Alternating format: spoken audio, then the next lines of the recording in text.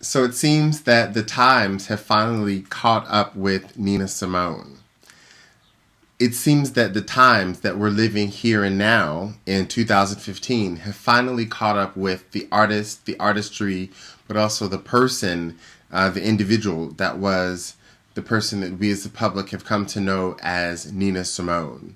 The new Netflix documentary, I must say, shout out to Netflix from going from a group of, Orange is the New Black, a group of fictional black women and showing many hues and shades of black women, albeit in a very stereotypical way that is Madonna or Beyonce might say, the tits and ass that gets the people drawn in. People will watch lesbian sex, people will watch prison stories, crime, and people will watch, women in prison, the ultimate fantasy. And so they draw people into a major, what's turned out to be a major cultural moment to show not only this, but then the social issues that the show demonstrates. So they've gone from that to showing an actual real live black woman who was just as angry, just as pissed off, and just as mentally, suffered mental illness like many of the women in the show Orange is the New Black. So interestingly, I think that Netflix has a theme here. The Nina Simone docufilm is awesome. I just saw it on Netflix, and of course, as a fan of hers, and I'll get to how I got to know her. As a fan, however, I'll say that what was most disturbing to me was to see the abuse that she suffered.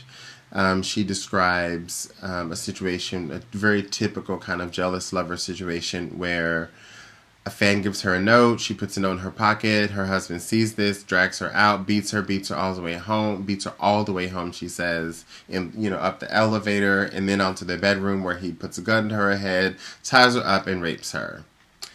I say that Nina Simone has finally caught up with the times, and that's one of the examples. Marital rape is something that we're all quite aware of. Rape itself is something that we more so have the vernacular to speak about in the public discourse. What else?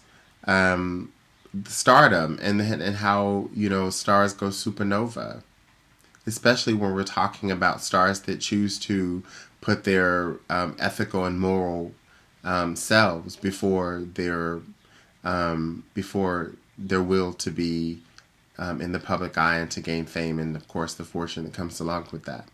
So she's one of those artists that, in a sense, sacrificed, commercial success for the message. The message for her that we learn in the film is that it was extinguished when, on that Sunday in Savannah. That message was extinguished when, like for me, I also say the message for me came to fruition when I learned of King's death. So she was there. I learned of King's. Came to understand the significance of King's death through reading and seeing Stevie Wonder's album Hotter Than July, and Martin Luther King's death is on the sleeve. And of course, the song Hotter Than July was a political song, in a sense. The album was political. The song Happy Birthday was political, part of the movement to get Dr. King's birthday put on the National Registry as a holiday. Which builds up on the political movement of the artistry of Nina Simone, who Sunday in Savannah ended, for her, the movement ended. And it was a dark and stormy time for her for many, many years thereafter. So the times weren't with her. She felt that all that she had done, including writing Mississippi Goddam 20 minutes after she heard about the Birmingham bombing, those 4 little girls in the church, like those 9 outstanding citizens in the church that just got shot up a few weeks ago here in America in 2015. The music has caught up with her. We all know, we all want to say, as Dick Gregory says in the docufilm, we all feel this rage, Mississippi goddamn. And so we don't try to apologize for rioting, for example, but we understand the rage that it comes from. We don't try to apologize for the being perceived as angry anymore because we have artists like Nina that we can point to and say, our anger is really and justifiably true, and it's expressed both in this way, but now we even have the vernacular to speak about microaggressions, words that didn't even exist in the time when Nina Simone was talking about this. And so, as someone who which is quite prolific in the sense as an artist who was, in a sense, put in a bubble from a very early age so that she could cultivate this gift that she had to give to us. And ultimately, we must say that her gift, her sacrifice, what she put herself through, is also what made her an icon for us. And that she did so forthright, that she stayed true to her moral ground, and that she spoke about, she remixed and recorded Strange Fruit. She wrote Mississippi and recorded and sang and, in live concerts, Mississippi Goddam. She, Langston Hughes wrote Backlash Blues, and she recorded it and she performed Backlash Blues, in addition to the love songs that she sang so pretty. So it's deep when you think about both her as an artist and the times that she lived in that were so filled with angst of a movement. So it wasn't just that there was a stagnant sort of, putting up with Jim Crow, but that this was an active movement against it. And so her time is really now, because here we are in this very black and blue moment where we have to both feel the hushes of Don't Explain. We have to experience the my man is gone. We have to experience the blues and deepness of all the highs and lows, of course, of love that she talks about in her music. But at the same time, we have to also have the fierceness of Mississippi Goddam. We also have to understand that, Trayvon Martin is some very strange fruit. All these fellas that keep getting knocked down by the cops over and over, including these girls in bikinis, 14 years old, being held down by their knee by a grown man, trained. And that's what he has to do to subdue a child.